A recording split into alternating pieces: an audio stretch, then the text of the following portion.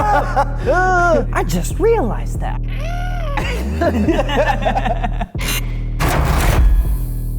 Welcome back to another visual effects artist react video. You guys have probably seen those videos where like professionals react to videos pertaining to their career. And we wanted to do the same thing because visual effects are super cool and sometimes they're really bad.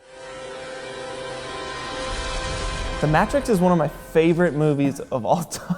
I can quote this entire movie. Trinity! Help!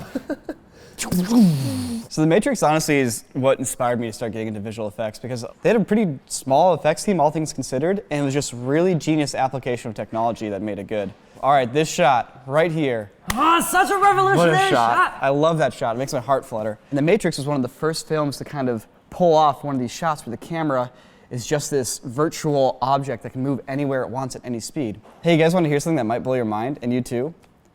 This background is 100% CG. So you're saying the only thing that's real in that entire shot is the Keanu? The Keanu Reeves is the only real thing in that entire shot. So the way they did this shot, instead of taking one camera and moving it through a circle, just put a camera at each position where there'd be a frame and just hit a button and they all take a picture at once, or at least slightly offset from each other in this case. Look at that, look at the spacing of those cameras. They knew the speed at which they wanted to have the camera flying around certain moments and they built that into the spacing of the cameras. That's crazy. I just realized that. I always assumed that they were evenly spaced. There's more frames here in the spin than there are cameras. What they actually needed to do is basically do little mini morphs to get the frames in between the cameras. So you basically have a low frame rate version, and then you go through and you do frame interpolation, it's called, which is basically just morphing from frame to frame to fill in those in-betweens. And you can actually see those artifacts in his cape, his jacket. Oh yeah. If you really look at like the folds and whatnot, they do kind of like morph between each other on certain frames. Now here's the thing. So they built a big green screen room. There's all these little holes, you know, where the cameras are pointed through. And they filmed Keanu Reeves on a green screen. What happens when you're doing a 360 rig and you're on one side of the rig looking at the other side of the rig? You see all the cameras. So they had to recreate the background in CG. Now this is a problem in 1999 because you don't have the capabilities to make photorealistic CG, and yet here we are with a photorealistic background. So why is it photoreal, Nico? So the trick that they came up with was, hey, let's just go to our actual set. We'll literally just take pictures of it as is, with all the lighting already baked in, the shadows already there, and we'll just use that as a texture, and that's it. Most people don't notice this, but when Trinity does her kick, the background is 100% CG, and when Agent Smith and Neo jump at each other and they're holding the guns in the subway, the background is also 100% CG in those shots. Nice. If you wanted to remake this shot yourself, all you'd have to do is get a bunch of cameras, they wouldn't have to be expensive ones, some green screen poster board, and an actor who flops, and there you go. It takes some work, but it's by all means something that's doable. One person could recreate this effect shot these days. Superman, can we ask you some questions?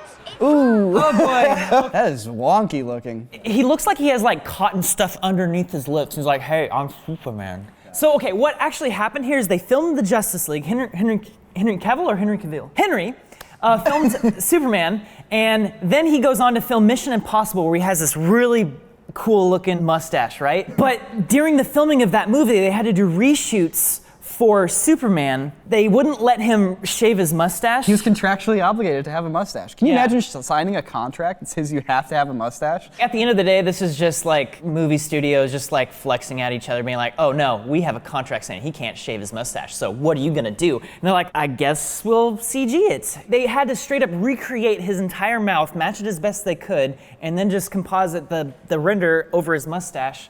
But then you have to blend it further in, so you end up having to use more fake face than the real face to make it all work together, and then you end up with basically a mostly fake mouth. The hardest thing to recreate about the face is the lips. It looks It's not pretty that good. bad. It's not that bad there. This scene is actually pretty solid. Oh, this one. I've seen this one. The corners of his mouth don't like fold in on each other correctly. Yeah, that looks weird. It's too smooth. It's way too smooth, and it stretches weird. Do you think they took his mustache and like combed it up and then combed it down and just like got a straight, like they just crunched it Goes together straight as out? much as possible, just goes straight out? Yeah. So this is another example of where someone did a deep fake over the top of this and it looks better.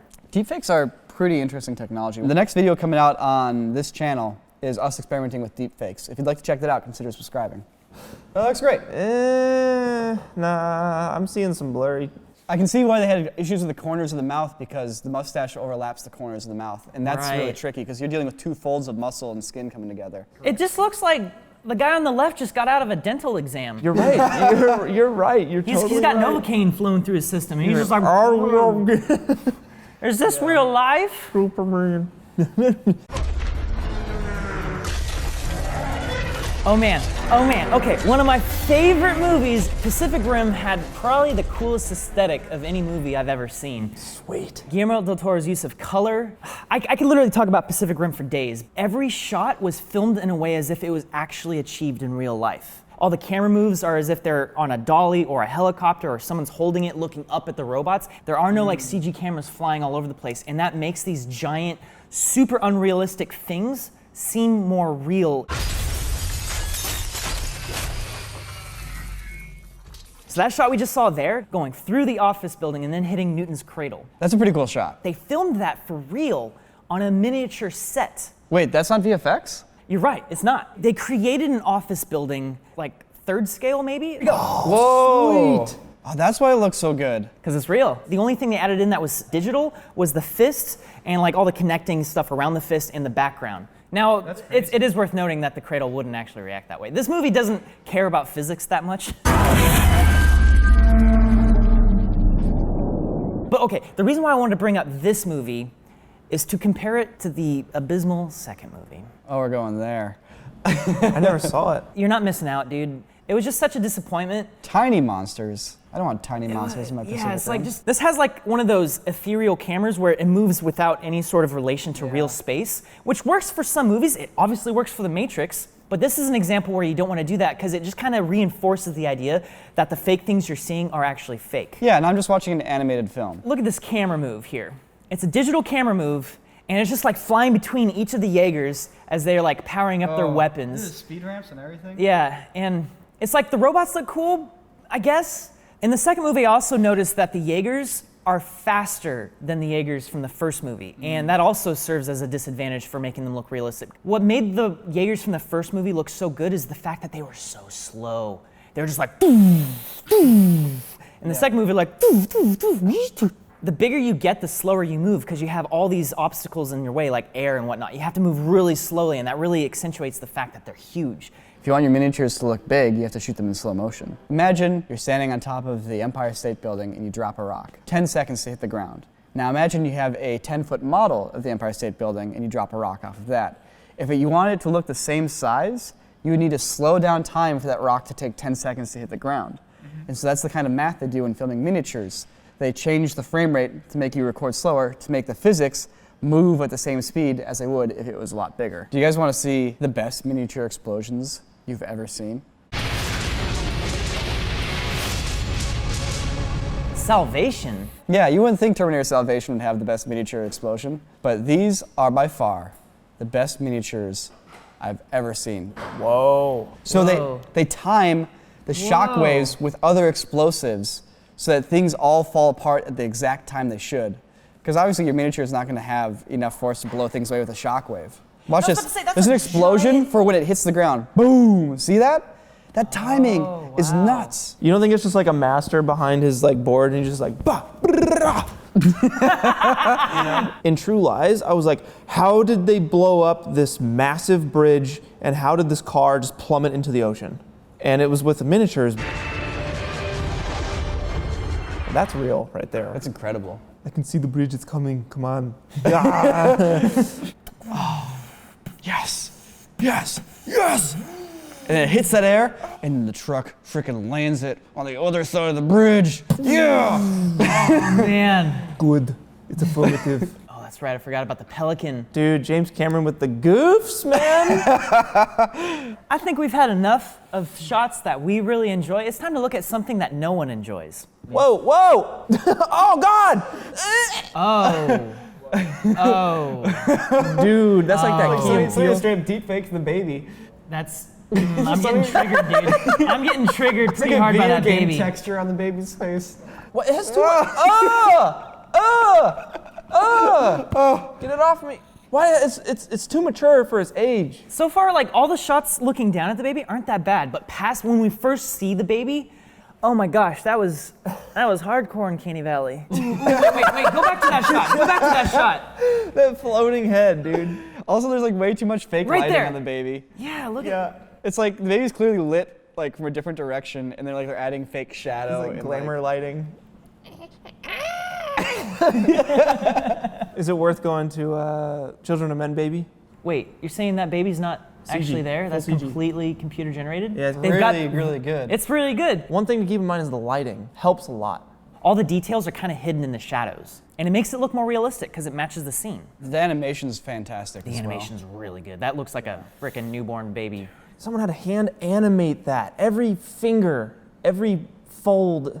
God. That was, you see, I had no idea that was a CG baby. No one is immune. Resident Evil! this. Resident I remember this. Evil! Oh no, we're This not is the looking at. crisscross Oh boy. fry. This is the crisscross fry. I love scene. this scene. This is Crisscross the one fries? redeeming scene to the whole movie. Watch out. She didn't make it. Oh. That was a good one. Now this is pretty crazy because they get the perspective on her head right when it falls off. Oh, that was good. Just super well done. That was good. Stylized. So is that a computer generated head when it falls off her? I think they had a head model. They just projected the texture of her head onto it. So projecting the texture from your footage onto a CG model, and then you can just have that CG model go bloop. I think what happened here is they just asked the actress to slowly turn her head and then dip it down. I think so. Yeah, because look, her ear comes into frame, right? It's clearly like rotoed, the bun, you know, and then they dip her head forward, and it's just a clean cut. They animate the head down.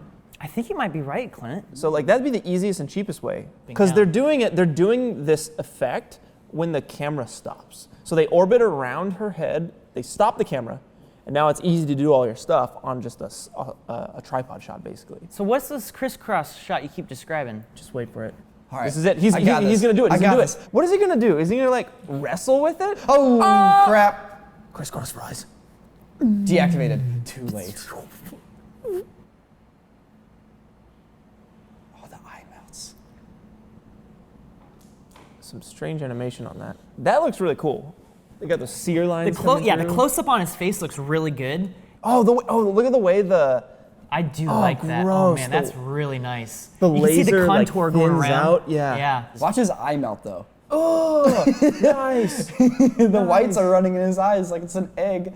And it immediately falls apart once we start seeing like all the little pieces. The first part of that shot before it rack focuses to her in the background looks great. Yeah. And now it's the physics. It's like that little chunk falls off and then it kind of floats there. Yeah. Like, Oh, you're right. It looks like it should just tumble off. Instead it goes dum, dum, dum. Yeah, I just think the execution of the pieces falling apart doesn't look that great. Agreed. So you know who did that shot way better? Freddie and Brandon. That looks really cool. So he's chopping Freddy into hundreds of slices and pieces here. Dude, all those blood particles shooting out on every single slice. Oh, That's cool. that's pretty good. pretty sweet. Example of projection mapping, where they projection mapped Freddy onto a model that's lined up, and then anything that didn't get the projection map of Freddy's exterior is just a meat interior. You can see Freddy's hand though go from individual fingers to just a mitten, and you can see the texture mapping really well on it. Oh, you're right. You're right. Pops into an inflatable glove. But it's a good transition. Oh, they fade it. They fade it. He does like a crossfade. This was a great shot. This was a great shot. There's a whole thing like effects when you're watching them in motion, in context, versus effects broken down frame by frame, played over and over and over and over again. And most of the little things like that, where his hand went ballooned into a little inflatable projection map, you don't have to get it pixel perfect because we don't have time, and no one's gonna notice. No one's gonna notice. You know what we should do? We should react to some of our videos in a future video. We can look at our best and worst VFX. Oh gosh. Oh man, subscribe for that. And now check this out. We have curated a special playlist of a bunch of our favorite videos from the last year that we think you might enjoy having watched this whole VFX React series. So check out these new videos. Link down in the description, or you can click this link right here. It'll take you to several of these videos. They're great, and we think you might enjoy them.